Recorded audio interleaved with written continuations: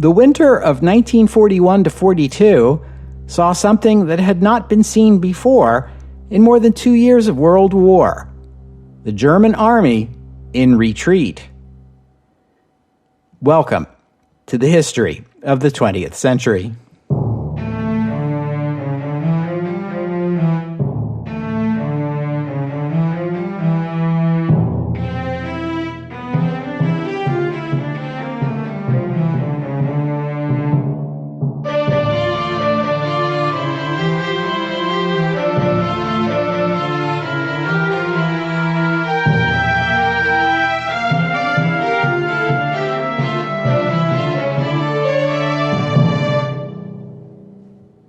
Episode 357, No Retreat. We were talking about the latest developments in the combat on the Eastern Front between the Germans and the Soviet Union when the Japanese rudely interrupted our narrative by bombing Pearl Harbor. And that's where we ended as of episode 349. The Red Army was just beginning a counteroffensive against the Germans along the Moscow portion of the front when news of the Japanese attack arrived. Hitler was delighted and declared war on the United States 4 days later. As he did so, Hitler knew that a Soviet winter counterattack had begun, but he had yet to discover how serious it was. He traveled to Berlin to announce the war declaration and returned to the Wolf's Lair a few days later on December 16th. By then, Army Group Center, the force that had been just a few dozen kilometers from the Kremlin when he left, was facing disaster. The battered, frostbitten, exhausted German army was getting thrashed by Soviet formations no German commander had known existed until the Soviet offensive began. Hitler was still having trouble believing this was for real, while every German commander's thoughts turned to the same subject, Napoleon and his catastrophic withdrawal from Russia in 1812, and the fear that history was about to repeat itself. The commander-in-chief of the army, Marshal Walter von Brauchitsch, had suffered a mild heart attack in November, no doubt caused at least in part by the stress of leading Operation Barbarossa. He had asked Hitler then to be relieved of his duties, but the Führer refused. In December, Brauchitsch took a quick tour of the front lines of Army Group Center and returned thinking the situation was hopeless. The Red Army had punched holes in the German lines and was threatening to surround and annihilate what was left of German defenses. One of Hitler's last acts in Berlin, before returning to his command post, was to order reserve units sent east to shore up the front in Russia. One of his first acts after his return was to issue an order to the army to hold the line at all costs. He believed a retreat in the middle of harsh winter weather would likely turn into a disastrous rout, and he had reason to think that. On December 17th, Hitler telephoned Marshal Fedor von Bock, commander of Army Group Center, to reiterate his no-retreat order. Not one step back. Fill the gaps and hold the line. Bock now asked to be relieved of his command. This time, Hitler agreed. On December 18th, Hitler issued yet another no-retreat order. He also relieved Marshal von Brauchitsch of his command. Brauchitsch would hold no other command for the rest of the war. In his place, Hitler appointed himself commander-in-chief of the German army. This was politically useful to Hitler, who could now claim that his plan for Operation Barbarossa had been perfect, but clumsily executed by a commander who was unable to understand it or implement it properly. On the other hand, by taking personal command of the army, Hitler had saddled himself with a huge new workload, which often kept him up past midnight. The great shortcoming of a no-retreat order is that it denies commanders on the scene the flexibility to move, to react to emergencies, or to dodge enemy attacks to preserve their units. Nonetheless, most German commanders complied with Hitler's instruction. The one commander who did not, unsurprisingly, was Heinz Guderian, the great genius of mobile warfare and a commander known to have a casual attitude toward following orders. On December 20th, Guderian visited Hitler at the Wolf's Lair to try to talk him out of his rigid no-retreat order. Careful maneuver and tactical withdrawal, he argued, would save lives, equipment, and supplies. Hitler subjected Guderian to another of his hour-long rants. "Do you think Frederick the Great's grenadiers died gladly?" he shouted.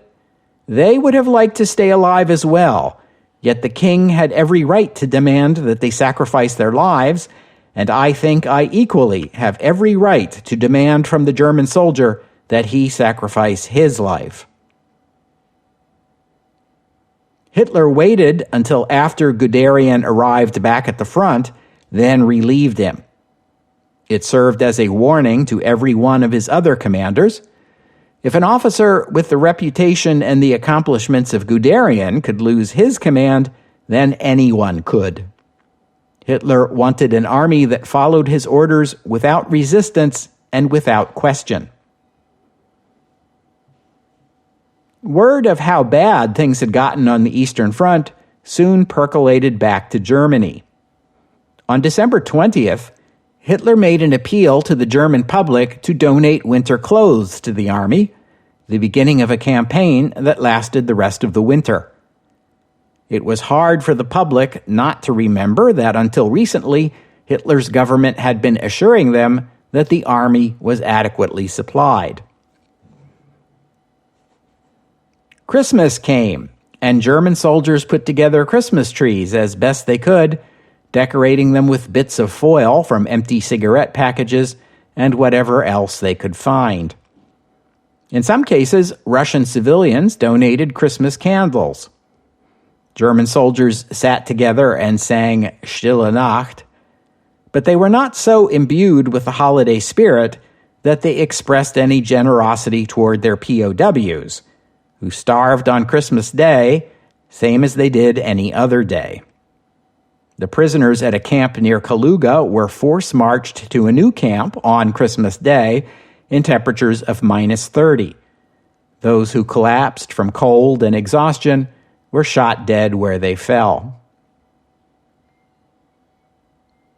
By this time, the more far-sighted soldiers in the German army were beginning to regret their horrifying abuse of Soviet POWs. Word of German mistreatment had made it back to the Red Army.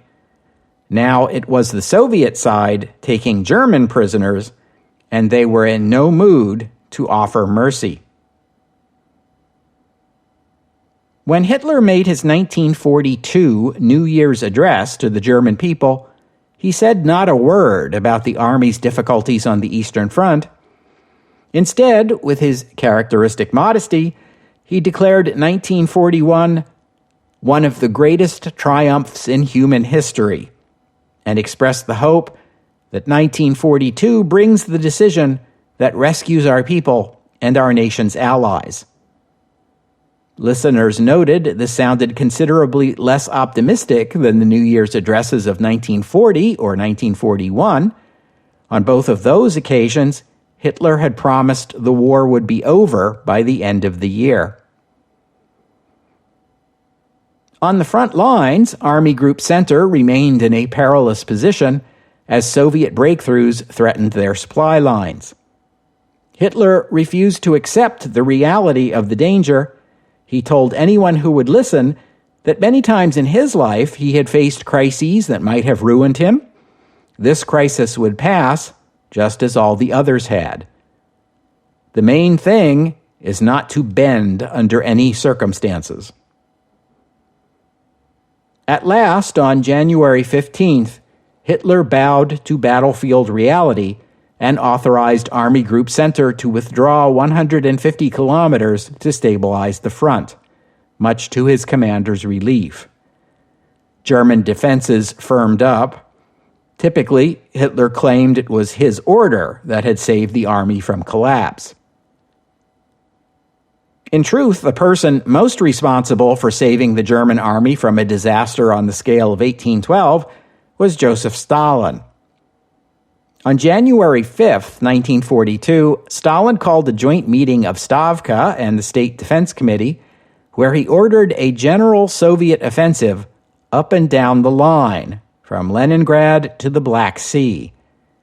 He told everyone that the Germans were woefully underprepared for a Russian winter and had collapsed before Moscow. They would prove equally vulnerable everywhere, but would recover by spring, so the key was to attack now, attack everywhere, and attack with everything the Red Army had. Georgy Zhukov, who had not received any advance warning of this order, frantically sought a private meeting with Comrade Stalin and tried to talk him out of it. The offensive at Moscow had cost the Red Army dearly. Soldiers and supplies were running low. The army simply wasn't prepared for a general offensive. Stalin listened politely, then told Zhukov, "Carry out your orders." The Germans fell back to their new defensive line and improvised. Where the ground was too frozen to dig trenches, they used explosives, or built barricades out of piles of logs packed with snow until it turned into hard ice. German frontline officers combined stragglers from various units and organized them into new units to man these defenses. Stalin refused to back down on the offensive until spring. It cost the Red Army 1 million casualties, producing no significant gains. But then Stalin was a stubborn guy. Just ask Lord Beaverbrook or Averell Harriman. They were envoys representing the UK and the US respectively, who met with Stalin in the Kremlin back in September to discuss Western aid to the Soviet Union. But Stalin had another item on his agenda that he was keen to discuss. He wanted the US and UK governments to agree that the post-war western border of the USSR would be restored to where it was just before the German invasion. In other words, he wanted the Western Allies to affirm that the Soviet Union now included the Baltic states, eastern Poland, the territory taken from Finland, and Bessarabia. To Harriman and Lord Beaverbrook, the request had an air of unreality about it. I mean, after all, the German army was closing in on Moscow, where they were meeting, and Stalin wants to talk about post-war borders. Seriously?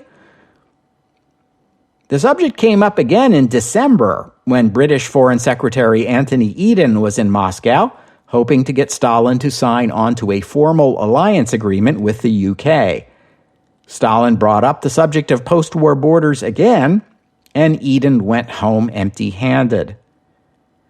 Britain did agree to a different Soviet request. Stalin wanted the UK to declare war on Finland, Hungary, and Romania, 3 countries that were at war with the USSR but had taken no hostile action against Britain.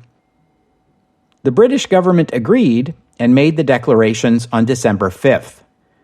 Britain and the USSR did finally sign a bilateral alliance agreement in May 1942, which left open the question of post-war borders.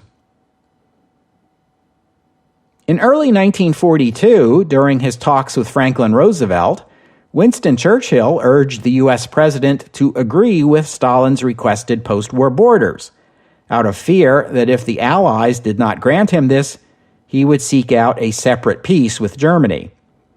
Roosevelt refused. In fact, per the Stimson Doctrine that no nation should be permitted to retain territory won by force, the United States never would recognize the Soviet annexations of the Baltic states for the next half-century, until those states were independent once more.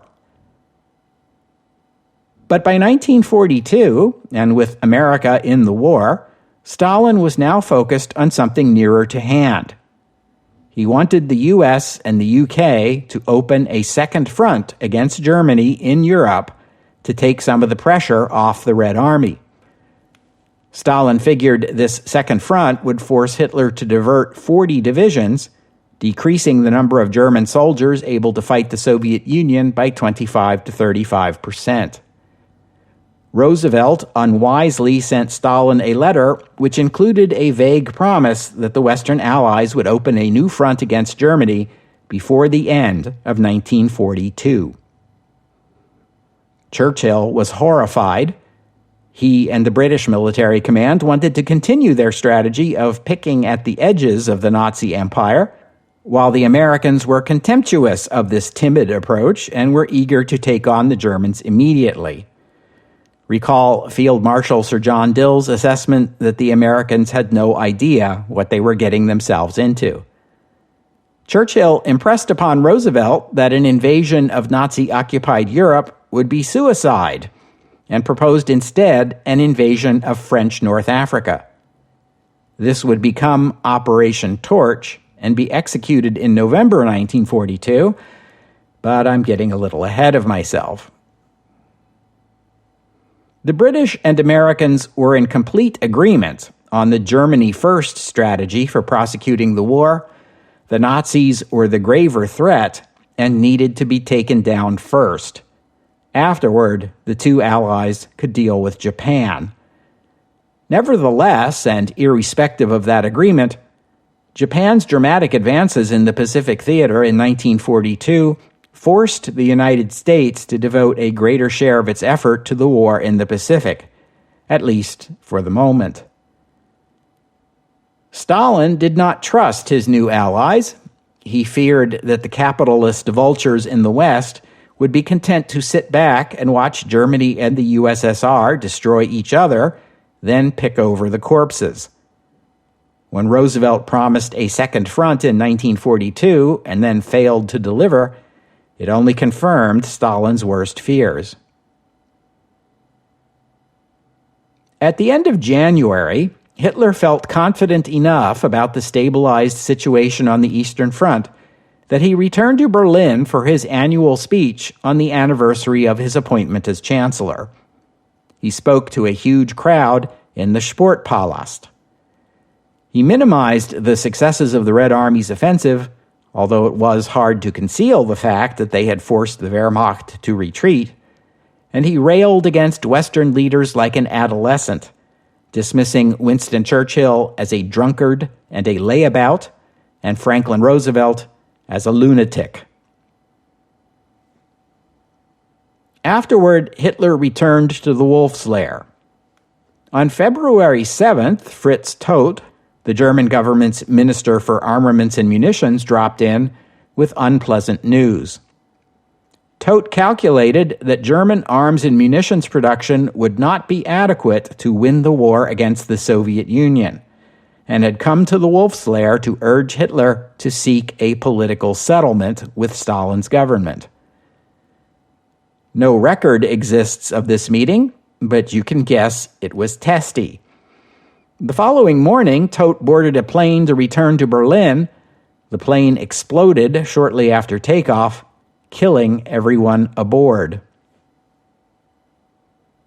There has been speculation ever since that this was a deliberate assassination, although to all appearances, Hitler was genuinely shaken by Todt's death. That doesn't rule out that someone else did it without Hitler's knowledge. To replace him, Hitler turned to his favorite architect, Albert Speer, who was appointed the new minister without discussion. The choice surprised many. Speer had no background in military production, but in his previous work for the Reich, he had proven to be energetic and resourceful, and, most important, reliably loyal to Adolf Hitler.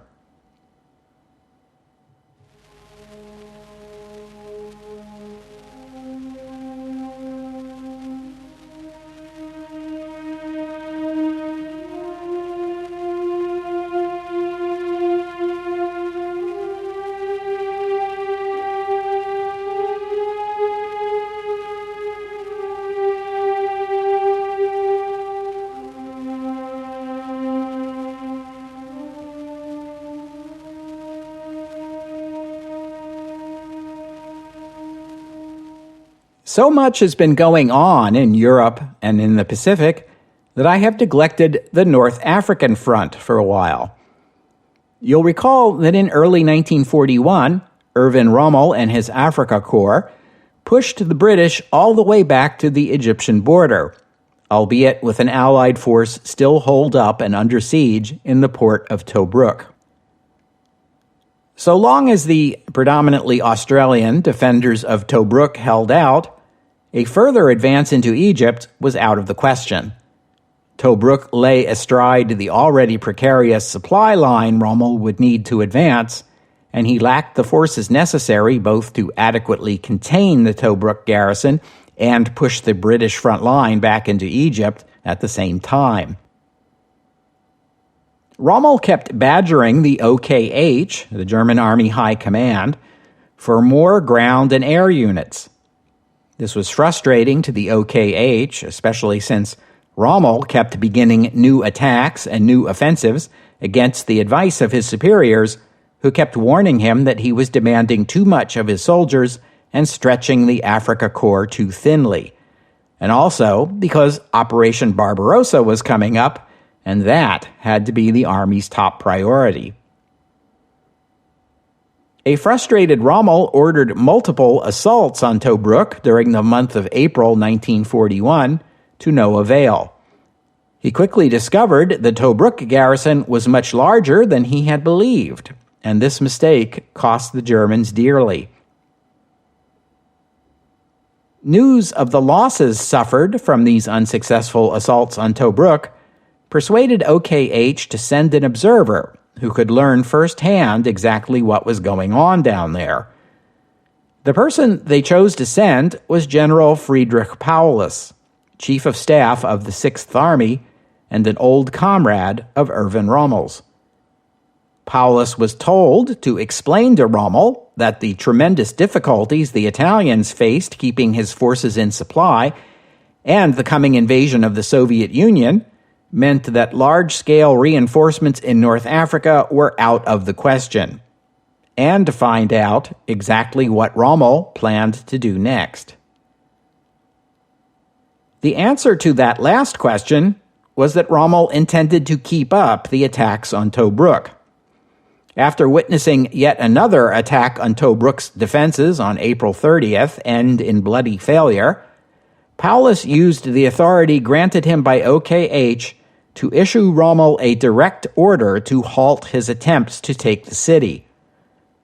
Rommel deployed Italian infantry units to keep Tobruk surrounded and under siege, while moving his best German units to the frontier with Egypt. Paulus returned to OKH, where he reported that the biggest problem with the war effort in North Africa was Rommel himself. Rommel wasn't the only one who was impatient. On the British side, Winston Churchill was eager to get the British Army on the offensive again and make up for the embarrassment of their earlier retreat.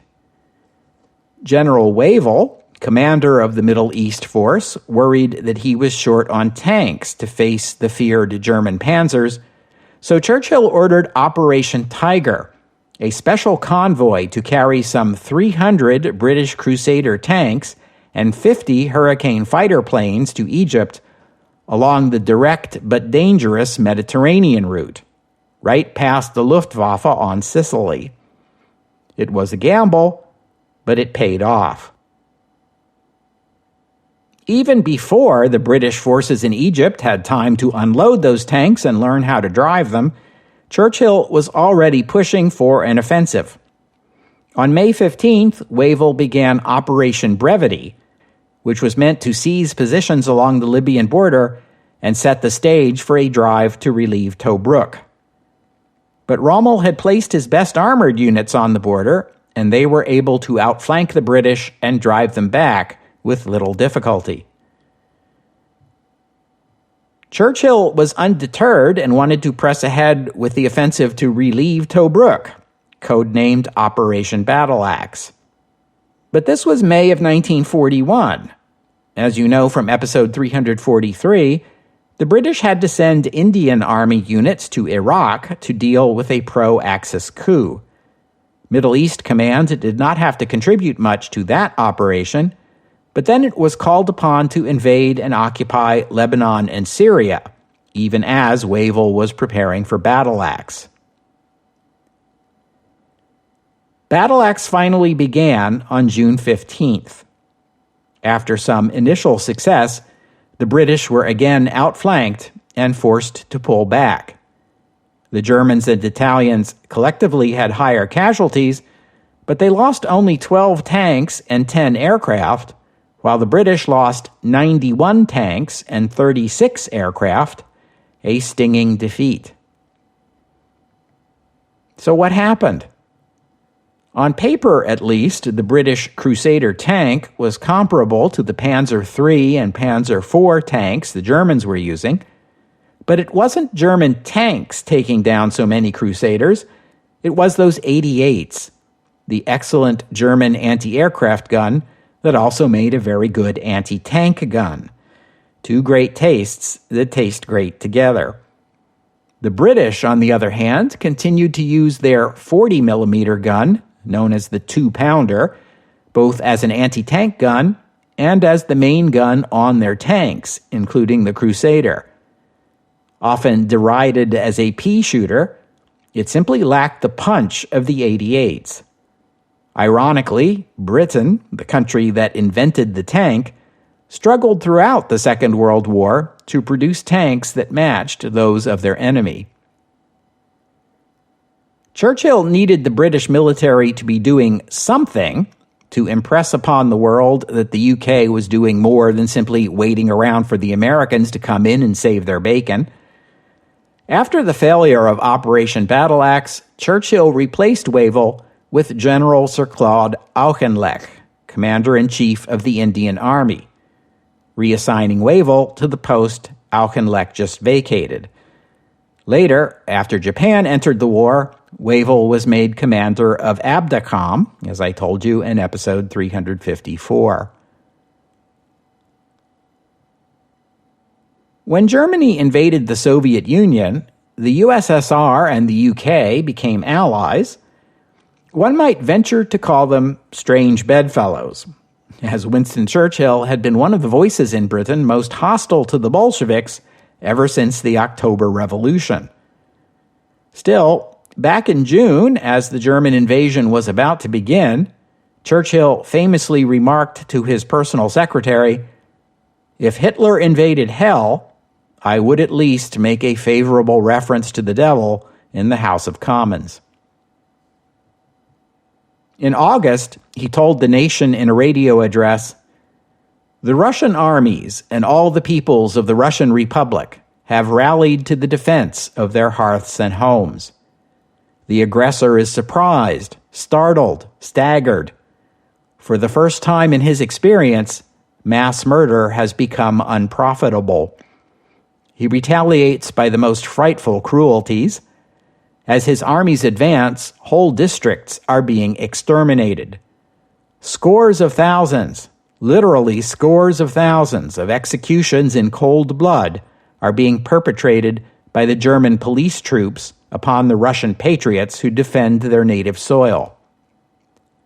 Since the Mongol invasions of Europe in the 16th century, there has never been methodical, merciless butchery on such a scale or approaching such a scale. And this is but the beginning." The view from Moscow was a little different. Stalin and the Soviet government complained that the USSR was bearing the brunt of an attack from the largest army ever assembled, while the British were sitting pretty and contributing nothing. British diplomats protested that Britain was fighting the Axis in North Africa. Soviet diplomats were like, "Are you kidding me or what?" The British were engaging only a tiny fraction of the military machine that was bent on destroying the Soviet Union, and not doing even that much particularly well. Summertime in North Africa is hardly the time to begin an offensive, so both sides resupplied and waited. Rommel spent the time planning the capture of Tobruk. On the front lines, British and German reconnaissance units often chatted with each other over the wireless. In one instance, an annoyed German officer ordered his troops to fire on the British, which led the British to contact their new German friends and ask them just what the hell was going on. You can forgive these guys because their lives weren't easy. Soldiers on both sides were limited to 1 liter of water per day. That 1 liter was for drinking and washing both. They were forced to live in trenches infested with sand fleas and scorpions. Dysentery was endemic. Tobruk was pounded from the air by the Luftwaffe. A German Stuka took out the city's water desalination plant, leaving the Australians short of water, too. They took to looting the city of whatever looked valuable, and when a ship docked at the port, trading their trinkets for bottles of beer, because of course they did. While Rommel impatiently awaited supplies and reinforcements, the British side was actually getting them, as American Lend-Lease aid began to arrive.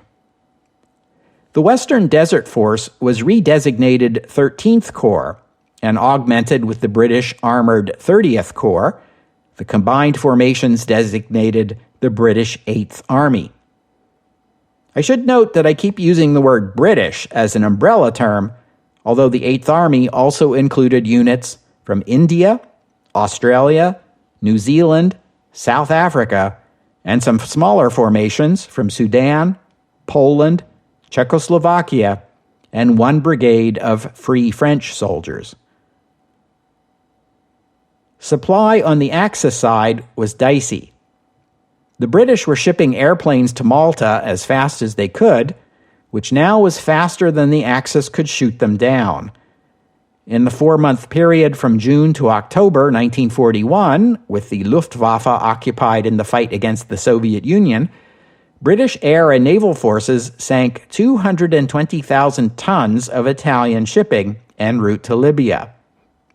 In October, the British felt confident enough to station torpedo bombers at Malta and a few warships, 2 cruisers and 2 destroyers, designated Force K. By this time, it had become painfully obvious in Berlin that it had been a major mistake to divert paratroop units from the planned attack on Malta to seize Crete. Capturing Malta would have been far more helpful to the Axis cause.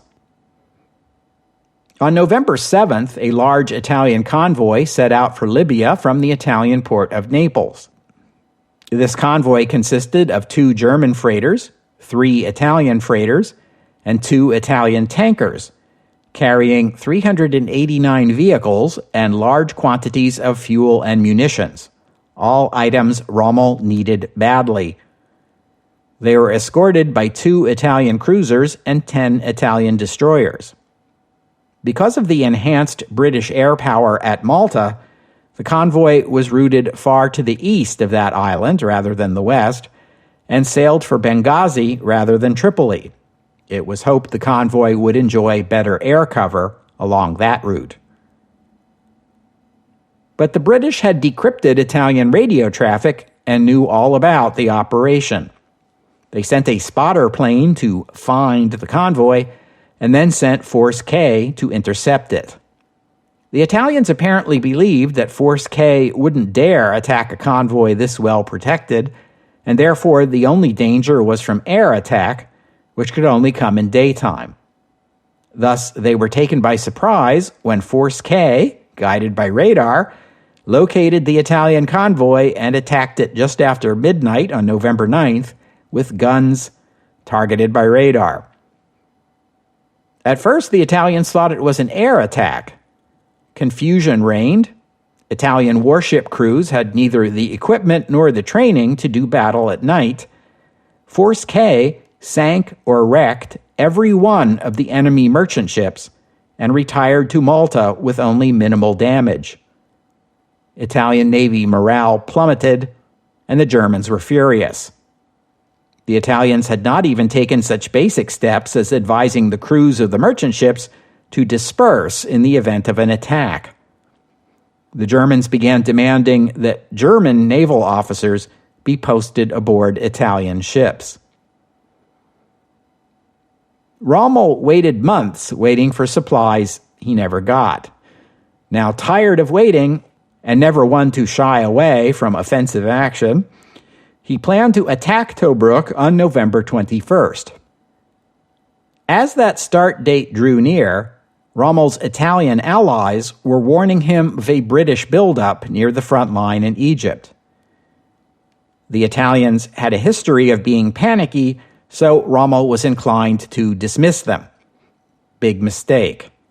You see, the Italians had decrypted coded messages from the U.S. military attaché in Cairo, Bonner Fellers, who was informing the U.S. State Department about British plans. 3 days before Rommel wanted to begin his offensive, the British began theirs, codenamed Operation Crusader. This time, the British had plenty of tanks, while the Germans were short on fuel. A British armored thrust through the middle of the front line captured a German airfield, including 19 Luftwaffe planes caught on the ground, before the Germans had time to react. The going was much tougher, though, on the British right flank along the coast road, and on the British left flank, an Italian armored division was battering their advance units. The new British Stuart light tanks, provided by the Americans, proved vulnerable to those handy German 88mm anti-aircraft guns. They were capable of taking out a Stuart tank before the Stuart was close enough to fire back. Both sides were losing tanks at a fearsome rate, though the British could better afford to lose theirs. On the fourth day of the British offensive, with progress minimal and that armored formation in the middle of the line exposed, the commander of the units besieged in Tobruk decided to try to break out. 3 days of bloody fighting later, he was ready to quit, but Auchinlecht ordered him to keep fighting. The British suffered severe losses on their left flank, which tempted Rommel to take an all-or-nothing gamble, an attempt to break through the British left and circle behind. If it worked, Rommel could destroy the entire Eighth Army. But it didn't work. German vehicle losses were too high, German soldiers were fatigued. The maneuver broke down into disorganization. At one point, the vehicle Rommel was riding in broke down, and he was caught behind enemy lines and out of communication with his own army. At the same time, the British center, reinforced with additional tanks, pushed forward and made contact with the defenders of Tobruk. Rommel now had no choice but to order his units to pull back, while the British paused to consolidate their gains. Rommel made another plea for supplies and reinforcements, but the Italian Navy told him he could not expect a better supply situation before January 1942. On December 6th, he asked the German OKH for reinforcements, but this was just as the Soviet winter offensive was starting, and all available reinforcements had to be sent to Army Group Center. Rommel now had no choice. He gave up on retaking Tobruk, or holding the front line, and ordered a withdrawal that was harried by British Hurricane fighters, which now had control of the skies. Rommel's withdrawal continued for the rest of December and into early January, until the Axis front line was right back where it was when Rommel had first arrived in Libya a year ago. The British celebrated Operation Crusader as a great victory, but the principal reason for the victory was numbers. Numbers of soldiers, tanks, and planes. But the British side had lost 800 tanks and 300 aircraft. Eighth Army was now much weaker, its soldiers exhausted, and now it was they who were dependent on supplies brought in by truck over 1,000 kilometers of bumpy road. The North African pendulum had swung their way for now, But there are two things you can be sure of regarding Erwin Rommel.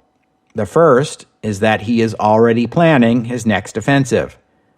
The second is, it will begin sooner than you think. We'll have to stop there for today. I thank you for listening, and I'd especially like to thank Robert for his kind donation. And thank you to Greg for becoming a patron of the podcast. Donors and patrons like Robert and Greg help cover the costs of making this show, which in turn keeps the podcast available free for everyone. So my thanks to them and to all of you who have pitched in and helped out. If you'd like to become a patron or make a donation, you are most welcome. Just visit the website historyofthe20thcentury.com and click on the PayPal or Patreon buttons. The podcast website also contains notes about the music used on the podcast. Sometimes it's my own work, sometimes it's licensed, but many times the music you hear here is free and downloadable. If you hear a piece of music on the podcast and you would like to know more about it, including the composer, the performers, and a link to where you can download it, that would be the place to go. While you're there, you can leave a comment and let me know what you thought about today's show. And I hope you'll join me next week here on the History of the 20th Century as we take a look at the German reaction to their failure to conquer the Soviet Union as quickly as they'd expected. Let's just say this is going to get ugly. The Wannsee Conference, next week, here on the History of the 20th Century. Oh, and one more thing. Winston Churchill, among others, had this great fear that Stalin might cut a deal with Hitler and quit the war and leave the Western Allies hanging. This fear was not unfounded. Hitler and Stalin had already entered into a cooperative agreement once, despite their ideological differences and their mutual loathing. That they might do so again was not unthinkable. That was the view from a distance. Up close, the brutality of the Germans, their cruelty to their POWs, the murders of so many innocent civilians in German-occupied lands, was convincing evidence to Stalin and his government that the Germans would settle for nothing less than the extinction of the USSR. Hitler viewed the destruction of Bolshevism as his life's work. He would never settle for a job half done. Not so long as his armies were advancing, anyway. That was true in 1941 and 1942. Afterward, well, things would be different by 1943, but I don't want to get ahead of myself.